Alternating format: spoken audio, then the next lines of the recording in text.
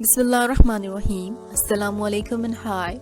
This is your channel, The Perfectionist, where we'll be discussing about the business in all the related fields of business.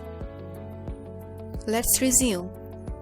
Previously, we were discussing about principles of accounting, the basic accounting. In the previous session, we covered the definition of accounting, its role in making information decisions, business goals and activities, and uses of accounting. In this video, we will discuss about basic classification of business, generally accepted accounting principle, and assumptions. Let's move. The classification of business. There are two basic classifications of business: on the basis of ownership and on the basis of nature.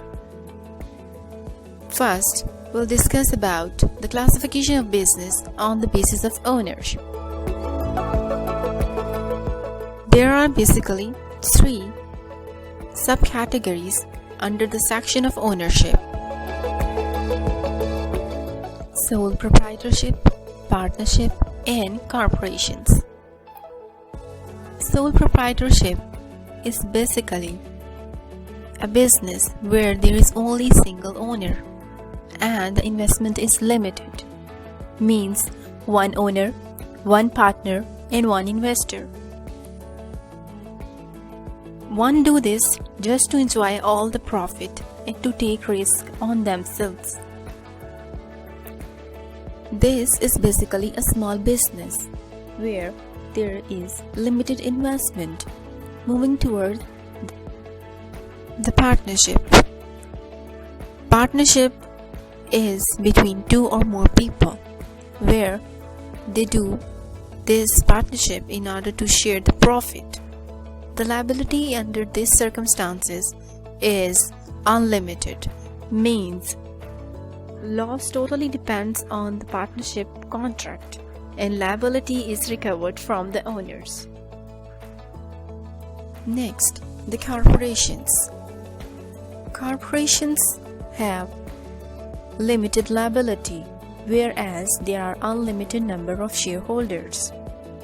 Shareholders cannot participate inside the company, but they can vote. There are two groups of people, owners and the management. Owners do not participate, mean they have the right to vote, while the management control the business operations. Corporations have limited liability, mean under the circumstances of bankruptcy or loss, the amount is not recovered from the shareholders. Next, the classifications on the basis of nature. First, we have manufacturing. Manufacturing is basically converting the raw material into useful goods, means goods are made from the raw material. Next, the merchandising business. Merchandising business is basically linked to the purchase of goods which are readily made and then selling it. These are maybe wholesalers or retailers working under the merchandising business. Wholesaler purchase the good and sell to the retailers, whereas retailer purchase the good from the wholesaler and sell to the general public. Next, we have service business, which is done to earn the profit from selling the services, like making the universities in order to sell services of teaching.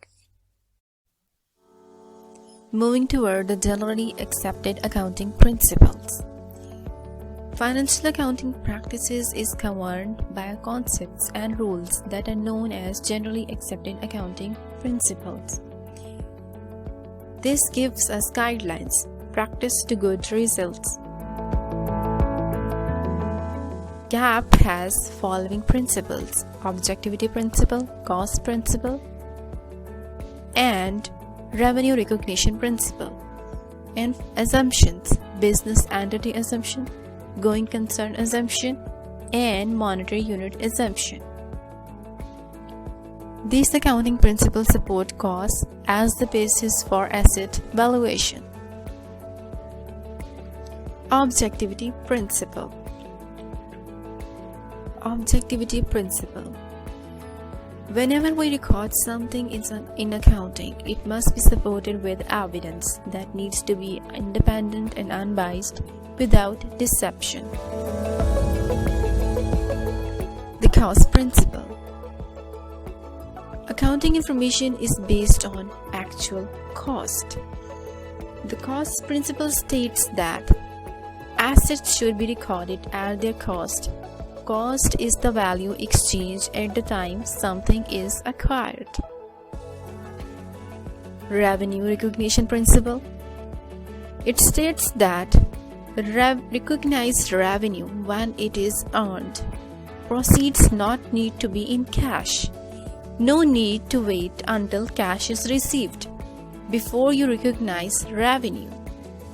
Measure revenue by cash received plus cash value of item received means revenue is equal to cash plus items received. Exchange is considered when risk is transferred to customers from the seller.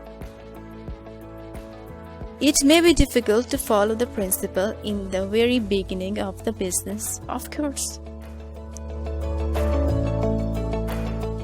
The assumptions. First is monetary unit assumption.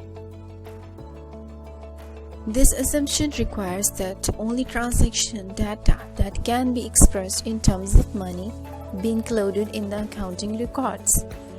Means you need to record information that is in monetary units like rupees or dollars. Going concern assumption. Business will never end, will continue, and will operate forever, and will never come to an end. This assumption has developed current performance accounting. Economic entity.